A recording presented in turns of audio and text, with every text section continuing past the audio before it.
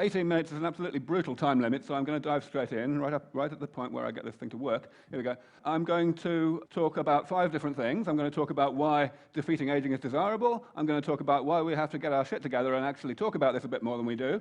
I'm going to talk about feasibility as well, of course. I'm going to talk about why we are so fatalistic about doing anything about aging. And then I'm going to spend perhaps the second half of the talk talking about how we might actually be able to prove that our fatalism is wrong, namely by actually doing something about it. I'm going to do that in 2 steps. The first one I'm going to talk about is how to get from a relatively modest amount of life extension, which I'm going to define as 30 years, applied to people who are already in middle age when you start, to a point which can genuinely be called defeating aging, namely essentially an elimination of the relationship between how old you are and how likely you are to die in the next year, or indeed to get sick in the first place. And of course, the last thing I'm going to talk about is how to reach that intermediate step, that point of maybe 30 years life extension. So I'm going to start with why we should. Now, I want to ask a question. Hands up, anyone in the audience who is in favor of malaria? That was easy. Okay, hands up anyone in the audience who's not sure whether malaria is a good thing or a bad thing. Okay, so we all think malaria is a bad thing. That's very good news, because I thought that was what the answer would be. Now, the thing is, I would like to put it to you that the main reason why we think that malaria is a bad thing is because of a characteristic of malaria that it shares with aging. And here is that characteristic. The only real difference is that aging kills considerably more people than malaria does.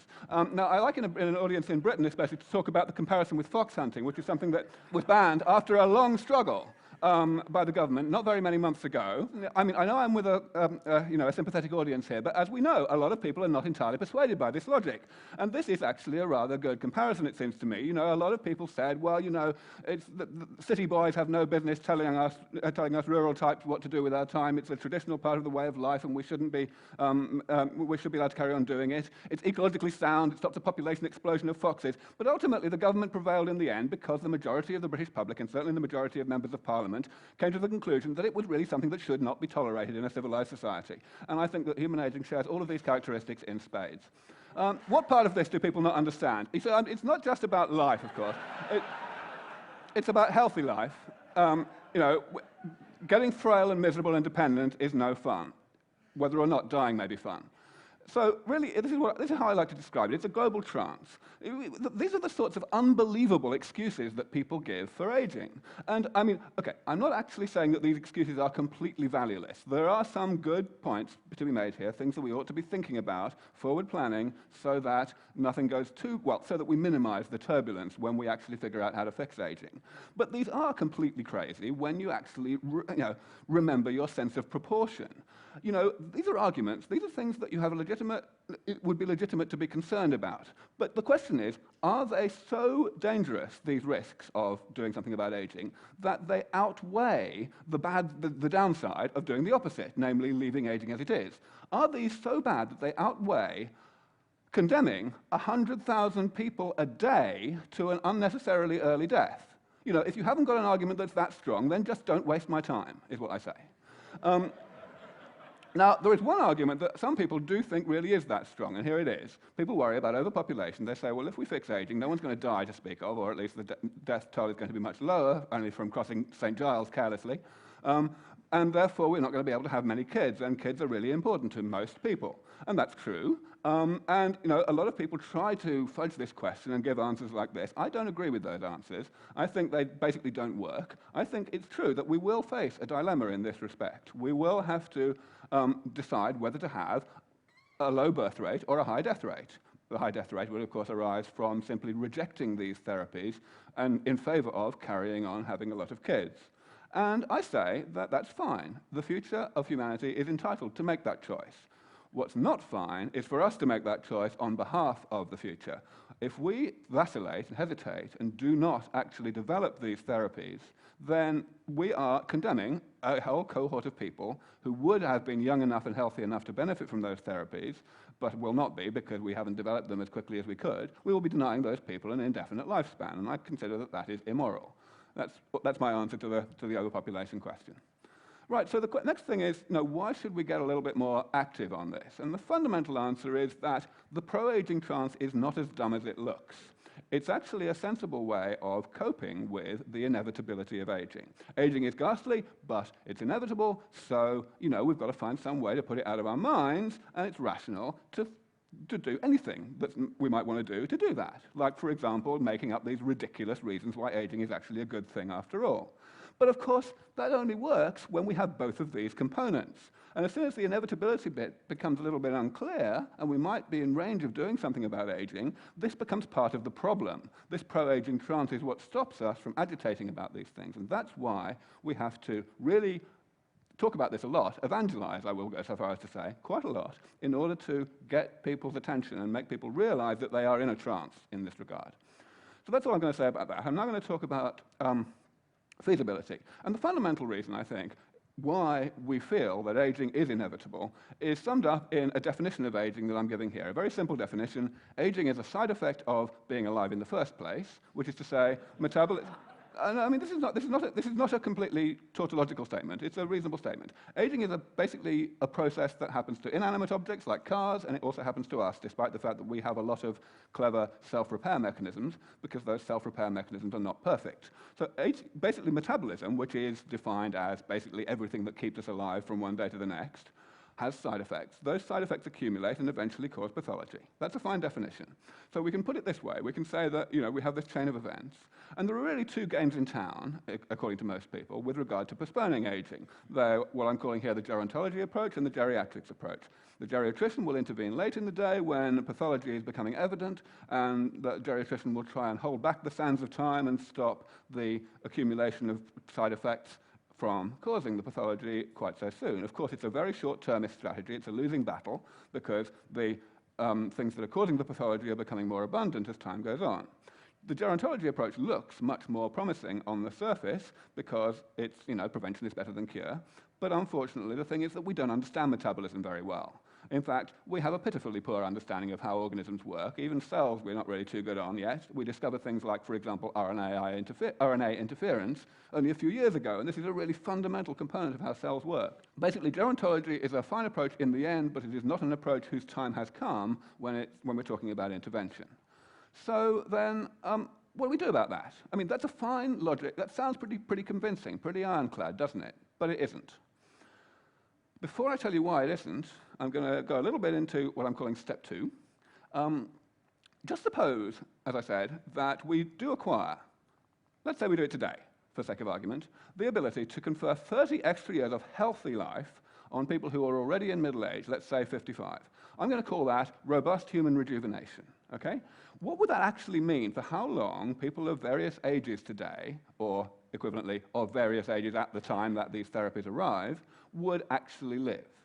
In order to answer that question, you might think it's simple, but it's not simple.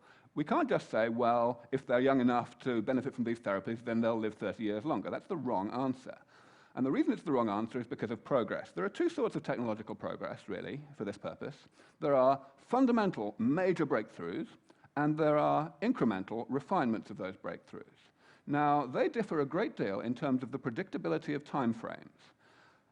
Fundamental breakthroughs, very hard to predict how long it's going to take to make a fundamental breakthrough. It was a very long time ago that we decided that flying would be fun, and it took us until 1903 to actually work out how to do it. But after that, things were pretty steady and pretty uniform. I think this is a reasonable sequence of events that happened in the progression of the technology of powered flight. We can think really that each one is sort of beyond the imagination of the inventors of the previous one, if you like. It's a sort of, the incremental advances have added up to something which is not incremental anymore. This is the sort of thing you see after a fundamental breakthrough. And you see it in all sorts of technologies. Computers, you can look at a more or less parallel timeline that happened, of course, a bit later. You can look at medical care, hygiene, vaccines, antibiotics, the same sort of time frame. So I think that actually, step 2 that I called a step a moment ago isn't a step at all. That, in fact, the people who are young enough to benefit from these first therapies that give this moderate amount of life extension, even though those people are already middle-aged when the therapies arrive, will be at some sort of cusp. they will mostly survive long enough to receive improved treatments that will give them a further 30 or maybe 50 years. In other words, they will be staying ahead of the game. The therapies will be improving faster than the remaining imperfections in the therapies are catching up with us. This is a very important point for me to get across because, most people, when they hear that I predict that a lot of people alive today are going to live to 1,000 or more, they think that I'm saying that we're going to invent therapies in the next few decades that are so thoroughly eliminating aging that those therapies will let us live to 1,000 or more. I'm not saying that at all. I'm saying that the rate of improvement of those therapies will be enough. They'll never be perfect, but we'll be able to fix the things that 200-year-olds die of before we have any 200-year-olds, and the same for 300 and 400 and so on. I've decided to give this a little name, which is longevity escape velocity, and it seems to get the point across. So these trajectories here are basically how we would expect people to live in terms of remaining life expectancy as measured by their health, for given ages that they were at the time that these therapies arrive. If you're already 100, or even if you're 80 and an average 80-year-old, we probably can't do a lot for you with these therapies because you're too close to death's door for the really initial experimental therapies to be good enough for you. You won't be able to withstand them. But if you're only 50, then there's a chance that you might be able to pull out of the dive and, eventually get through this and start becoming biologically younger in a meaningful sense in terms of your youthfulness, both physical and mental, and in terms of your risk of death from age-related causes. And of course, if you're a bit younger than that, then you're never even going to get near to being fragile enough to die of age-related causes. So this is a genuine conclusion that I come to, that the first 150-year-old, we don't know how old that person is today because we don't know how long it's going to take to get these first-generation therapies. But irrespective of that age, I'm claiming that the first person to live to 1,000, subject, of course, to global catastrophes, is actually probably only about 10 years younger than the first 150-year-old, and that's quite a thought. All right, so finally I'm going to spend the rest of the talk, my last 7.5 minutes, on step one, namely how do we actually get to this moderate amount of life extension that will allow us to get to escape velocity. And in order to do that, I need to talk about mice a little bit. I have a corresponding milestone to robust human rejuvenation. I'm calling it robust mouse rejuvenation, not very imaginatively. And this is what it is. I say we're going to take a long-lived strain of mouse, which basically means mice that live about 3 years on average. We do exactly nothing to them until they're already 2 years old. And then we do a whole bunch of stuff to them. And with those therapies, we get them to live on average to their 5th birthday. So in other words, we add 2 years. We treble their remaining lifespan, starting from the point that we started the therapies. The question then is, what would that actually mean for the time frame until we get to the milestone I talked about earlier for humans, which we can now, as I've explained, equivalently call either robust human rejuvenation or longevity escape velocity. Secondly, what does it mean for the public's perception of how long it's going to take for us to get to those things, starting from the time we get the mice? And thirdly, the question is, what will it do to actually how much people want it? And it seems to me that the first question is entirely a biology question, and it's extremely hard to answer. One has to be very speculative, and many of my colleagues would say that we should not do this speculation, that we should simply keep our counsel until we know more. I say that's nonsense. I say we absolutely are irresponsible if we stay silent on this. We need to give our best guess as to the time frames in order to give people a sense of proportion so that they can assess their priorities. So I say that we have a 50-50 chance of reaching this RHR milestone, robust human rejuvenation, within 15 years from the point that we get to robust mouse rejuvenation. 15 years from the robust mouse. The public's perception will probably be somewhat better than that. The public tend to underestimate how difficult scientific things are, so they'll probably think it's 5 years away. They'll be wrong, but that actually won't matter too much. And finally, of course, I think it's fair to say that a large part of the reason why the public are so ambivalent about aging now is the global trance I spoke about earlier, the coping strategy. That will be history at this point because it will no longer be possible to believe that aging is inevitable in humans since it's been postponed so very effectively in mice. So we're likely to end up with a very strong change in people's attitudes, and of course that has enormous implications. So in order to tell you now how we're going to get these mice, I'm going to add a little bit to my description of aging. I'm going to use this word damage to denote these intermediate things that are caused by metabolism and that eventually cause pathology. Because the critical thing about this is that even though the damage only eventually causes pathology, the damage itself is caused ongoingly throughout life, starting before we're born. But it is not part of metabolism itself. And this turns out to be useful because we can redraw our original diagram this way. We can say that fundamentally the difference between gerontology and geriatrics is that gerontology tries to inhibit the rate at which metabolism lays down this damage. And I'm going to explain exactly what damage is in concrete biological terms in a moment. And geriatricians try to hold back the sands of time by stopping the damage converting into pathology. And the reason it's a losing battle is because the damage is continuing to accumulate. So there's a third approach, if we look at it this way. We can call it the engineering approach, and I claim that the engineering approach is within range. The engineering approach does not intervene in any processes. It does not intervene in this process or this one, and that's good because it means that it's not a losing battle, and it's something that we are within range of being able to do because it doesn't involve improving on evolution. The engineering approach simply says, let's go in and periodically repair all of these various types of damage, not necessarily repair them completely, but repair them quite a lot, so that we keep the level of damage down below the threshold that must exist that causes it to be pathogenic. We know that this threshold exists because we don't get age-related diseases until we're in middle age, even though the damage has been accumulating since before we were born. Why do I say that we're in range? Well, this is basically it. That's the point about this slide is actually the bottom. If we try to say which bits of metabolism are important for aging, we will be here all night, because basically all of metabolism is important for aging in one way or another. This list is just for illustration, it is incomplete. The list on the right is also incomplete. It's a list of types of pathology that are age-related, and it's just an incomplete list. But I would like to claim to you that this list in the middle is actually complete. This is the list of types of things that qualify as damage, side effects of metabolism that cause pathology in the end, or that might cause pathology, and there are only 7 of them. They're categories of thing, of course, but there's only 7 of them. Cell loss, mutations in chromosomes, mutations in the mitochondria, and so on. And first of all, I'd like to give you an argument for why that list is complete. Of course, one can make a biological argument. One can say, OK, what are we made of? We're made of cells and stuff between cells. What can damage accumulate in? The answer is long-lived molecules, because if a short-lived molecule undergoes damage, but then the molecule is destroyed, like by a protein being destroyed by proteolysis, then the damage is gone too. It's got to be long-lived molecules. So these 7 things were all under discussion in gerontology a long time ago. And that is pretty good news, because it means that we've come a long way in biology in these 20 years. So the fact that we haven't extended this list is pretty good indication that there's no extension to be done. However, it's better than that. We actually know how to fix them all, in mice, in principle. And what I mean by in principle is we probably can actually implement these fixes within a decade. Some of them are partially implemented already, the ones at the top. I haven't got time to go through them at all, but if we can, my conclusion is that if we can actually get suitable funding for this, then we can probably develop robust mouse rejuvenation in only 10 years, but we do need to get serious about it. We do need to really start trying. So, of course, there are some biologists in the audience, and you see, I want to give some answers to some of the questions that you may have. You may have been dissatisfied with this talk, but fundamentally, you have to go and read this stuff. I've published a great deal on this. I cite the experimental work on which my optimism is based, and there's quite a lot of detail there. The detail is what makes me confident of my rather aggressive timeframes that I'm predicting here. So if you think that I'm wrong, you'd better damn well go and find out why you think I'm wrong.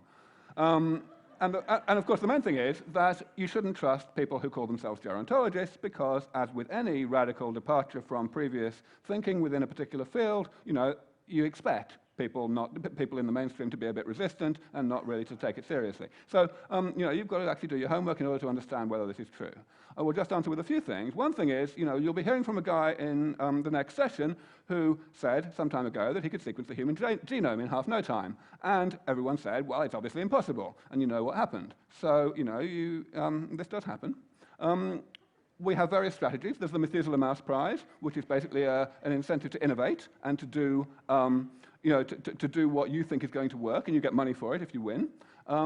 There's a proposal to actually put together an institute. This is what's going to take a bit of money. But I mean, look, how long does it take to spend that on the war in Iraq? Not very long, okay?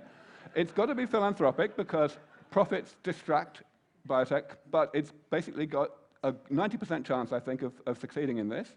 And I think we know how to do it. And I'll stop there. Thank you. Aubrey, I don't know if there's going to be any questions, but I thought we'd give people the chance. Since you've been talking about aging and trying to defeat it, why is it that you make yourself appear like an old man? Because Because I am an old man. I am actually 158. I am Species on this planet have evolved with immune systems to fight off all the diseases so that individuals live long enough to procreate. However, as far as I know, all the species have evolved to actually die. So when cells divide, the telomeres get shorter and eventually species die. So why does evolution seems to have selected against immortality when it is so advantageous? Or is evolution just incomplete? Brilliant. Thank you for asking a question that I can answer with an uncontroversial answer. I'm going to tell you the genuine mainstream answer to your question, which I happen to agree with, which is that no, aging is not a product of selection. Evolution is simply a product of evolutionary neglect. In other words, we have aging because it's hard work not to have aging. You need more genetic pathways, more sophistication in your genes in order to age more slowly, and that carries on being true the longer you push it out. So to the extent that evolution doesn't care whether genes are passed on by individuals living a long time or by procreation. There's a certain amount of modulation of that, which is why different species have different lifespans, but that's why there are no immortal species. The genes don't care, but we do. That's right. Yeah. Hello. I read somewhere that in the last 20 years, the average lifespan of basically anyone on the planet has grown by 10 years. If I project that, that would make me think that I would live until 120 if I don't crash on my motorbike. That means that I'm one of your subjects to become 1,000-year-old? If you lose a bit of weight. Your numbers are a bit out. The standard numbers are that lifespan's been growing at between 1 and 2 years per decade. So it's not quite as good as you might think, you might hope. But I intend to move it up to 1 year per year as soon as possible. I was told that many of the brain cells we have as adults are actually in the human embryo, and that the brain cells last 80 years or so. Are there if that is indeed true biologically, are there implications in the world of rejuvenation if there are cells in my body that live all 80 years as opposed to typical, couple of months? There are technical implications, certainly. Basically, what we need to do is replace cells in those few areas of the brain that lose cells at a respectable rate, especially neurons, but we don't want to replace them any faster than that, or not much faster anyway, because replacing them too fast would degrade cognitive function. What I said about there being no non-aging species earlier on was a little bit of an oversimplification. There are species that have no aging, Hydra, for example, but they do it by not having a nervous system and not having any tissues, in fact, that rely for their function on very long-lived cells that live more or less indefinitely.